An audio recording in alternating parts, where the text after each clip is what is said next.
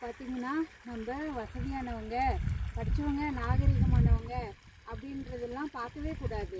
இப்படி வர்ற இடத்துல இந்த மாதிரி தண்ணியெலாம் இனிமேல் எதிர்காலத்தில் பார்க்க முடியாது. சொட்டு நீர் பாசனம் அப்படி இப்படி தான் பார்க்க முடியும். அதனால் வாய்ப்பு கிடைக்கிறப்ப இதையெல்லாம் யூஸ் பண்ணிக்குவாங்க இந்த மாதிரி, சரியா? அதே மாதிரி சின்ன குழந்தைங்களையும் விளையாட விடுங்க. இனிமேல் இந்த மாதிரி தண்ணி பார்க்கணுன்னா கஷ்டம். தண்ணி பார்க்கும்போது அப்படி தலையில் தெரிச்சுக்கோங்க, அது புனிதமானது. ஏதாவது க்ளோஸ்அப்பில் பார்க்கணும்.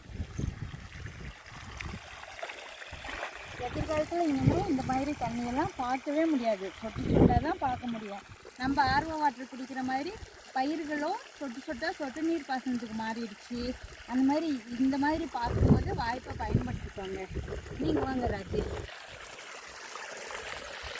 எப்பா எவ்வளோ நாள் ஆச்சு சின்ன பிள்ளைகளில் இவ்வளோ தண்ணி பார்த்தது. சூப்பர், கடவுளுக்கு நன்றி.